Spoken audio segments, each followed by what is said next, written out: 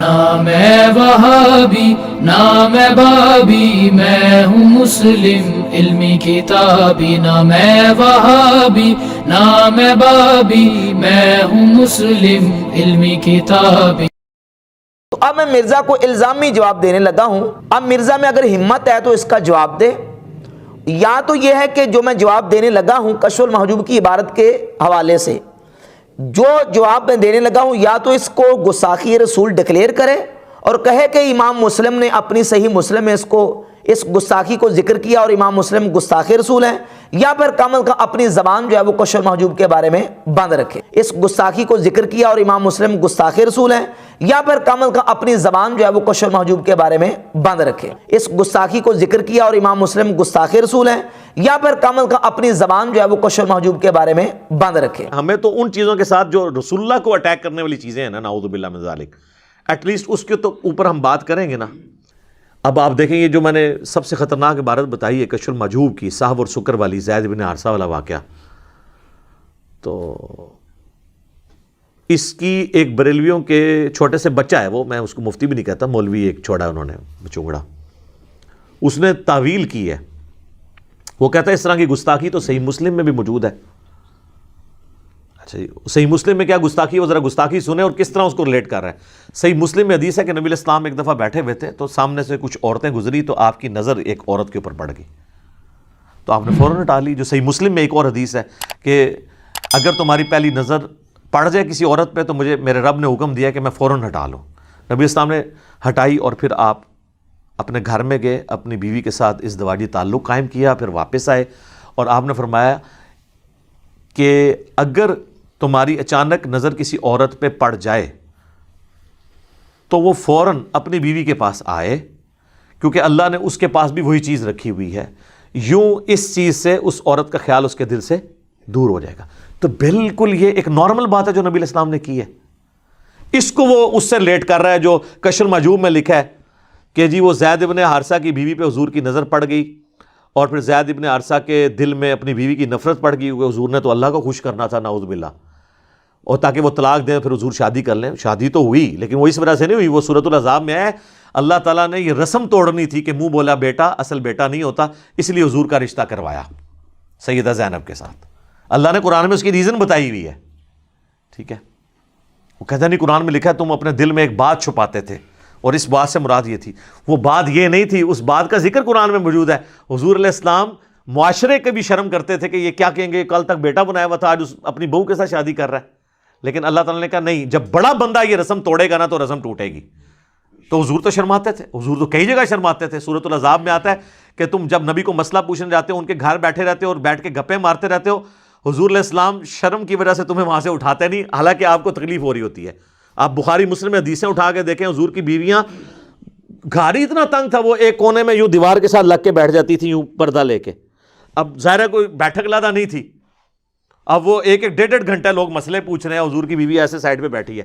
اب مجھے بتائیں کتنی تکلیف دہ چیز ہے۔ حضور پھر بھی قرآن میں آتا ہے کہ حضور تمہارا حیا فرماتے ہیں، اللہ نے فرمایا میں حیا نہیں کرتا ہوں، آمدہ سے کوئی مسئلہ ہو فوراً پوچھو اور نکلو۔ رسول اللہ تمہارا خیال کرتے ہیں لیکن اللہ حق بات کہنے سے نہیں شرماتا۔ تو حضور علیہ السلام کی تو ایک مبارک عادت تھی، تو آپ دل میں کیا چھپاتے تھے کہ یہ لوگ کیا کہیں گے، لیکن اللہ نے فرمایا ہم آپ کے پیچھے کھڑے ہیں، انشاءاللہ آپ کے ذریعے اس رسم کو توڑیں گے۔ تو وہ اس بریلویوں کے اس چوزے نے کہا کہ جی مسلم شریف میں بھی گستاخی ہوئی ہے، تو یہ کیوں نہیں ہائی لائٹ کرتا؟ اب مجھے بتائیں ان دو واقعات کا کوئی تعلق ہے؟ ہاں، تعلق کس طرح ہوتا میں آپ کو بتاتا ہوں۔ اگر ہوتا کہ نبی علیہ السلام کی اچانک نظر جس عورت پہ پڑی، جیسے ہی وہ اپنے گھر پہنچی، اس کے خاوند کی نفرت اللہ نے اس کے دل میں ڈالی اور اس نے اس عورت کو طلاق دی اور وہ عورت چل کے حضور کے پاس آ گئی اور حضور نے اسے شادی کر لی، پھر یہ کشف المحجوب والی گستاخانہ عبارت بننی تھی۔ تم اللہ کے بندو اللہ سے ڈرو، ایک گدھے کے اوپر کالی اور سفید لکیریں پھیر کے زیبرا نہیں بنایا جا سکتا، ٹھیک ہے جی؟ تو تم اپنی جو ہے وہ گدھوں والی عبارتوں کو چھپانے کے لیے ان پہ کالی اور سفید لکیریں پھیرتے ہو بخاری مسلم کی، شرم کرو۔ اللہ نے پھر تم پہ ایسے لوگ چھوڑے ہوئے ہیں جو تمہیں پکڑ لیں گے اور پھر وہاں چھوڑ کے آئیں گے کہ جہاں آپ کی پبلک آپ کو پھر پوچھے گی کہ یہ آپ کے ساتھ ہو رہا کیا ہے، اور ہم اس پہ کوئی غصہ نہیں کھائیں گے، ہم صرف آپ کو عرض کریں گے کہ مرنے سے پہلے اے مسلمان کر لے اس پہ غور، کتابوں کا خدا اور ہے، بابوں کا خدا اور۔ یعنی جو خدا رسول کا تعارف ہمیں کتابوں سے ہوتا ہے وہ اور ہے، اور جو بابے جس طریقے سے ان کا تعارف کروا رہے ہیں وہ غلط ہے. یہ نہیں ہے کہ وہ کسی اور رسول خدا کو مانتے ہیں، نہیں، اسی رسول کو مانتے ہیں، اسی خدا کو مانتے ہیں وہ. اور یہ بعض لوگ کہتے ہیں، یہ کہتا ہے جی ہمارے بزرگوں کا ہمارا خدا اور ہے. تو یہ ان کو بھی پتا ہے میں کس سینس میں بات کر رہا ہوں. اور اگر پھر بھی سمجھنا نہ آئے سر، آپ کے اپنے اعلیٰ حضرت نے بھی یہی لینگویج یوز کی ہوئی ہے. لیں آج نئی بات لے لیں. اعلیٰ حضرت نے نا دیوبندیوں اور اہل حدیثوں کے خلاف ایک کتاب لکھی ہے، یہ بتانے کے لیے کہ دیوبندی اور اہل حدیث، جس کو وہ کمبائنڈ طور پہ وہابی کہتے ہیں، یہ اللہ کے گستاخ ہیں. ٹھیک ہے.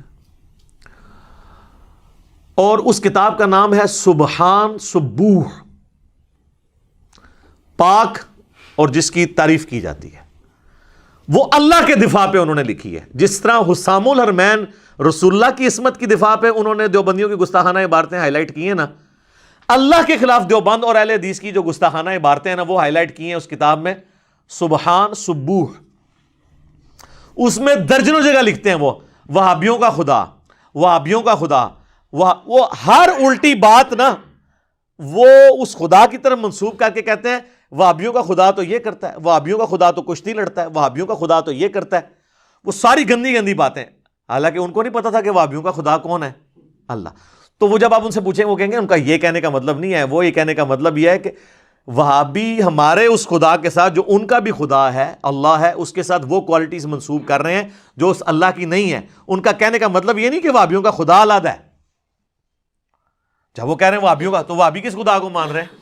وہ کہیں گے وہ وہابیوں کا خدا سے مراد یہ لے رہے ہیں کہ تم نے ہمارے خدا کے ساتھ جو کوالٹیز منسوب کی ہیں نا وہ غلط کی ہوئی ہیں.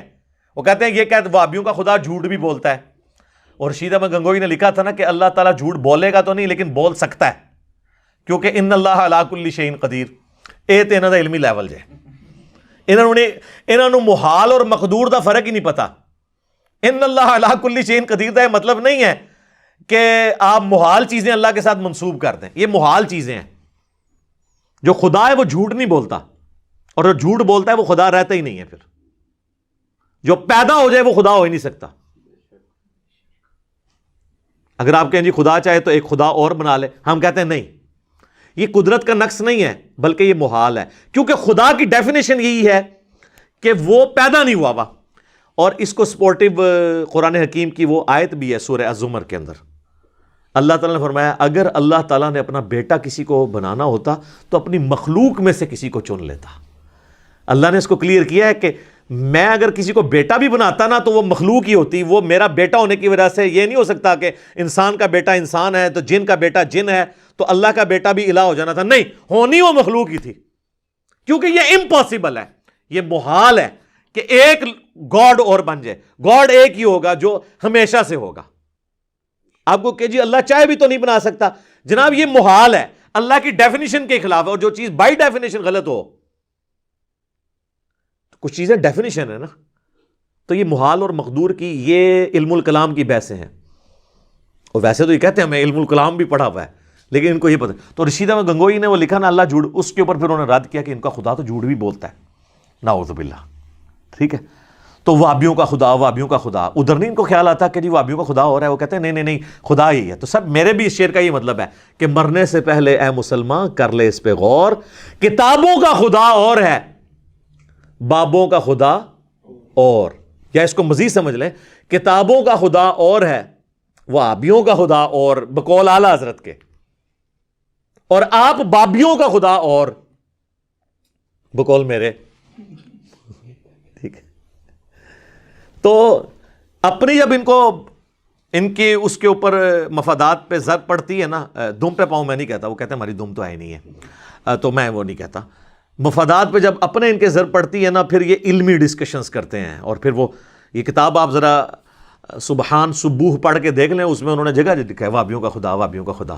تو خدا تو ان کو بھی پتا تھا کہ سیم ہے. تو میں پھر ریکویسٹ کروں گا کہ یہ ابھی بھی آپ کے اقدامات ناکافی ہیں، ابھی مزید ضرورت ہے کہ آپ اس میں جو میں نے چیزیں ہائی لائٹ کی ہیں اس کو امپروو کریں، تاکہ آنے والی ہماری نسلیں جو ہے نا ان تک صحیح دین ٹرانسفر ہو سکے. باقی ہم تو سمجھا سکتے ہیں، باقی کسی کو ڈیٹیل چاہیے تو میرا 71B مسئلہ ہے، آج سے آلموسٹ 9-10 سال پہلے ریکارڈ ہوا تھا، انڈیا اور پاکستان کے بزرگوں کی 19 گستاخانہ عبارات کا تحقیقی جائزہ. اور آپ دیکھیں ان چیزوں کے بعد میں نے کبھی کسی بزرگ کو کافر نہیں کہا، نہ ان کے ماننے والوں کو، صرف علمی اختلاف کیا ہے. یہ ضرور بتایا کہ عقیدہ کفری ہے، لیکن خوارج کا طریقہ اڈاپٹ نہیں کیا کہ تکفیر کروں، حالانکہ یہ آپس میں ایک دوسرے کی کرتے ہیں. میں نے ان کی کبھی تکفیر نہیں کی، صرف علمی طریقے سے اختلاف کیا ہے. تو آپ بھی ہمیں گالیاں دینے کی بجائے اور اپنے بزرگوں کو بچانے کی بجائے علمی طریقے سے ہمارے ساتھ اختلاف کریں. ہمارا مقصد کسی بزرگ کو بدنام کرنا نہیں ہے، بلکہ رسول اللہ صلی اللہ علیہ وآلہ وسلم کی عفت اور عصمت کا دفاع کرنا ہے. ٹھیک ہو گیا جی؟